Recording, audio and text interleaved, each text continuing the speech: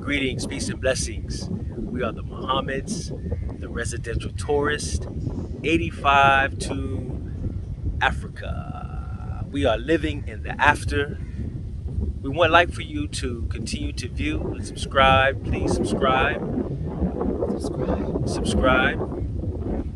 comment, like, and even share.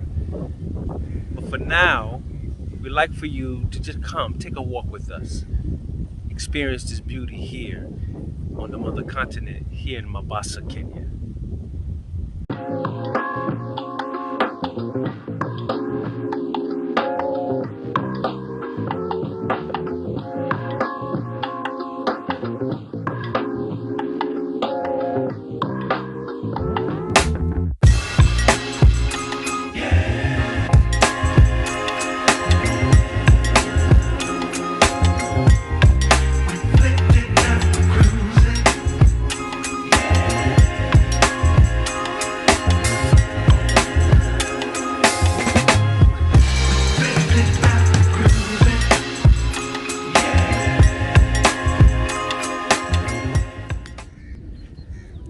I'm surprised you don't want to take pictures of like some hip-hop. Hip-hop stuff. Darkness. Darkness. Some kind of video right there. Oh my gosh.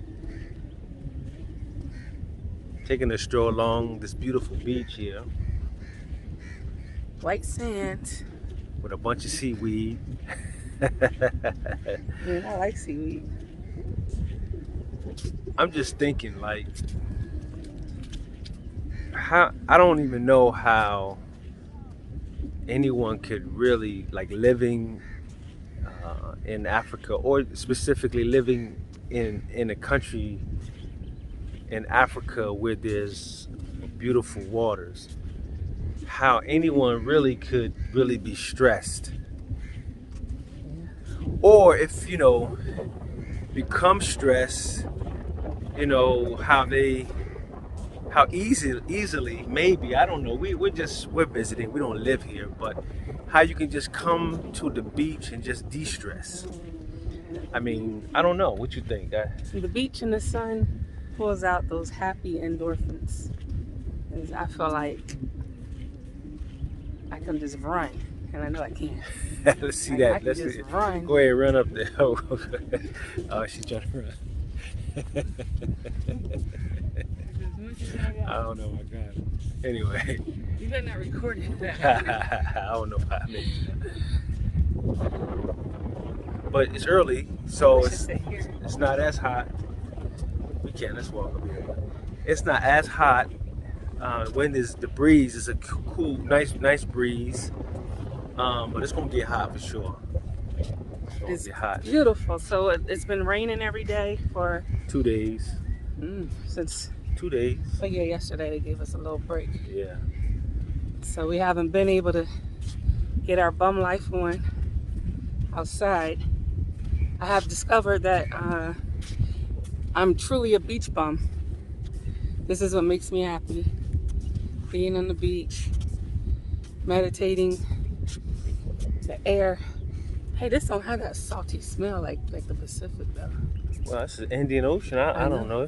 But it's weird because Indian Ocean is very salty.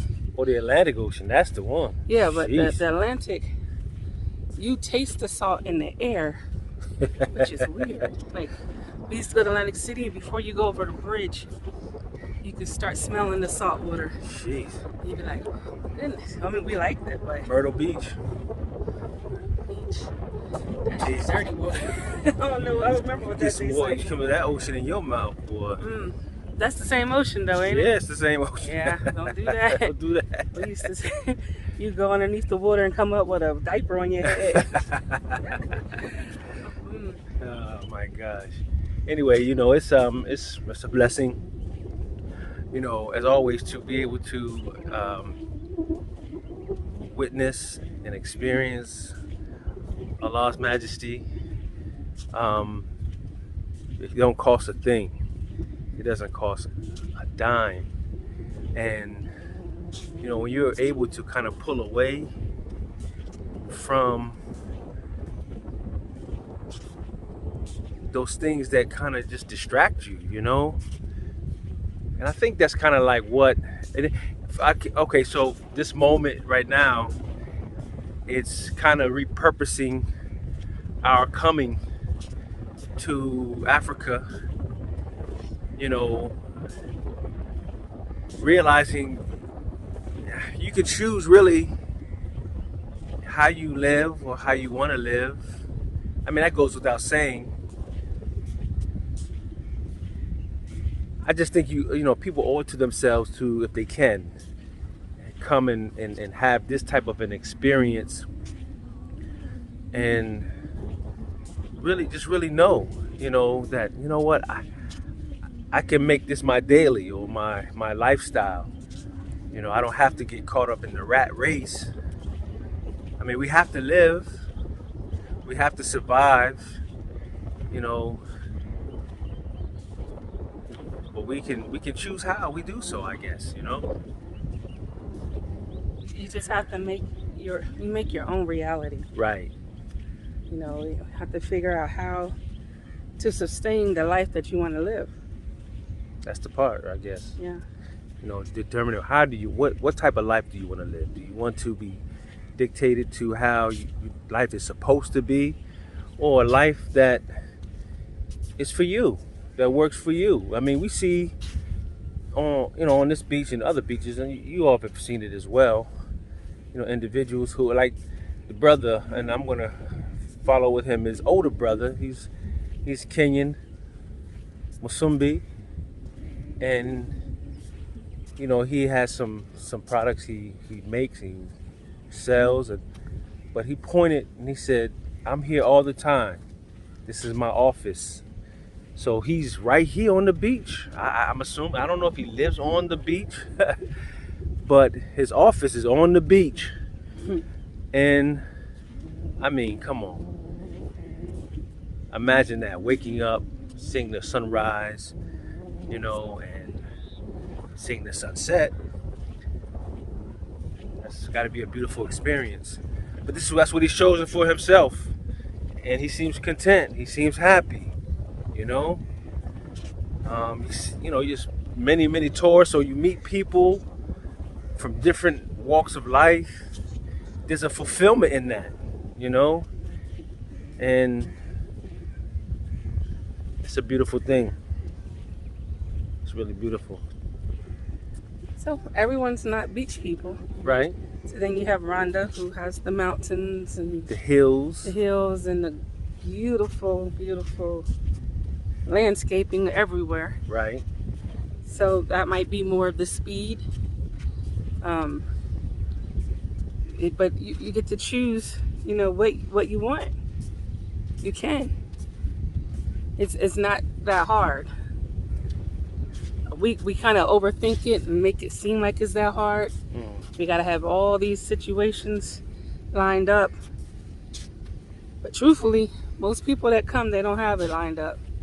They're like, I got to get out. I'm getting out right now. He's like, listen, I'm out. They're Bounce. Out. See you. The best Deuces. Scenario is if you do have a savings, of course. The second best is if you're working from home. But if you're retired and you're just able to just enjoy life, take that retirement to the next level. You don't got to move to Florida. You can actually choose where you want to live in the world and be okay. Yeah, that's the part right there. And I think that's what kind of holds people. It's like, man, am I gonna be okay? Mm-hmm. And that's the punchline. You'll be okay. You will. You'll be okay. Yeah. Yep. So.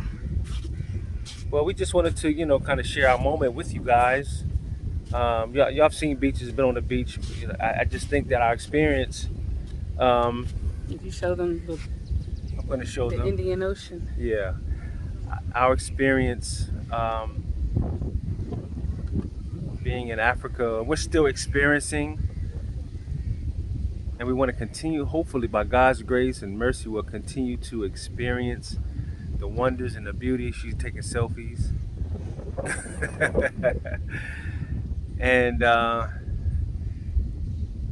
it does our heart good to be able to share with you all. It really does. It really does. And we still love Africa. We love Africa, man. We love Africa. We love Africa. We love the African people. We love the diasporas I love the monkeys. who are abroad, you know, and this is really what it's all about, that we can connect in a way, um,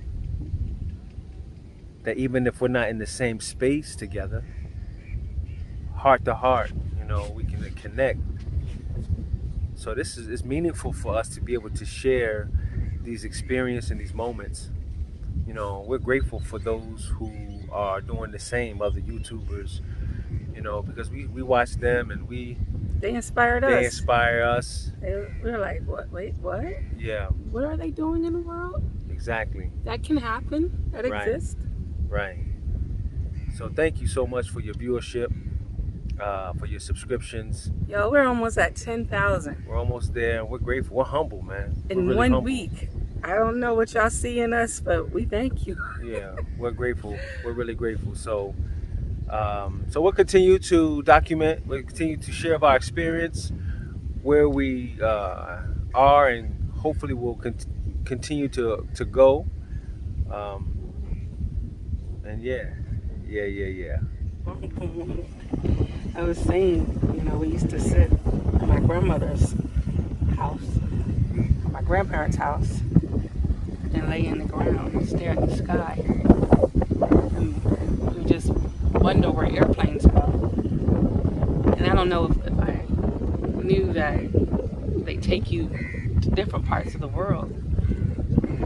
I just knew there were airplanes, and I was like, I wonder where they go. And in this small little town that we're from, where if you don't get out, you're stuck. It's like a vacuum.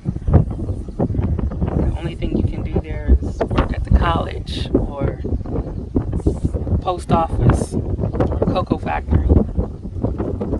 I always said I want to get out of here, because I knew my spirit was bigger than that town. Not necessarily bigger than the people, because the people is who I am, but definitely bigger than the town. To just be able to I feel like it's a blessing to just see the world. Like, I keep saying, why do I deserve this? Why did he choose us to be able to just...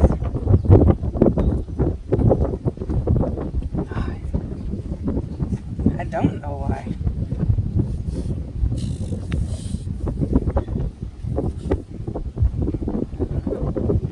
I think it's that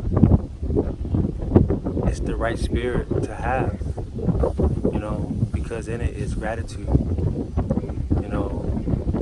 like not taking it for granted,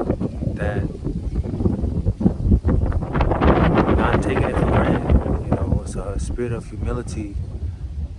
And I just think it's the right spirit to have. And to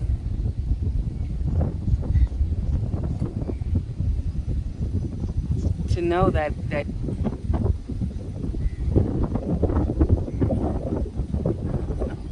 it's to know that what they told us about this continent was nothing appealing. They made it seem like Africa is for savages, cesspools and poverty. Don't go there.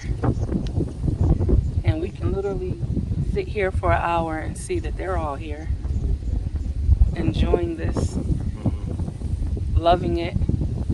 They prefer being here than wherever they're from. This is where they vacation at. And I never even knew the dream about this. I never even thought about daydreaming about this. All I knew was I never wanted to go there. 4 years ago, I was like, I do not want to go to Africa. I wanted to go to the Dominican Republic. I still think about it. But Mexico, probably a Spanish-speaking country, but never thought about Africa. Why? definitely didn't teach us about its beauty in school. This moment right here is about gratitude. Gratitude of what my eyes are witnessing in the way of beauty, also in the way of majesty. As I look, as you look behind me, and as I look at the beauty of the waters and the expanse thereof, I can't help but think about God's majesty. More specifically, what comes to my mind is there is an ayat or a verse in the Holy Quran, many verses really, that speak of this. And just paraphrasing, it talks about how in revelation from God, how He provides this beautiful expanse of water, right? And if you can look and you can see, from one end where I am all the way to the other end, as far as the eye can see, is very, very, very far. And one would wonder, if there were no boats or any type of transportation, how possible would it be to get from here to there? So we are reminded in the revelation that it is God, it is Allah who created this water. However, He also created the means by which we can get from this point all the way to the other side. Now, not just by merely creating a boat from the materials of the earth that He's provided, that wouldn't be enough, but from the winds, right? Controlling of the winds and the direction of the winds that will allow us to be able to sail to get where we want to go on that other side, to keep us safe, that the water will not swallow us or tip us over, and the winds won't blow us away while we're in that great expanse of water. The interesting thing about that verse and mentioning all of that is that as He allows us to safely get through that great big expanse of water to the other side, oftentimes when we arrive, we forget. We forget that it is He who made it possible for all of us, or any of us, or whomever, to be able to get all the way on the other side. And of course, that has a greater and more deeper meaning. I won't profess to know the complete comprehensive understanding of it, but I do know that it's indicative of life. We could be in a particular position or situation. We're trying to get on the other side. We're trying to reach far on the other side with hopes that it is something greater or waiting for us when we arrive. And we look to the God, we look to the Most High to see us through, to get us there. And when we get there, far too often, we forget. So this is what comes to my mind now that I'm able to put the words and the image together, looking at this great expanse of water and looking far out and seeing how far it is, man. And man, if it were not for the Most High, we would not be able to make it. So it's about gratitude for me in this moment, being grateful, being thankful for the beauty, for the ability to be able to explore such beauty from one end to the other.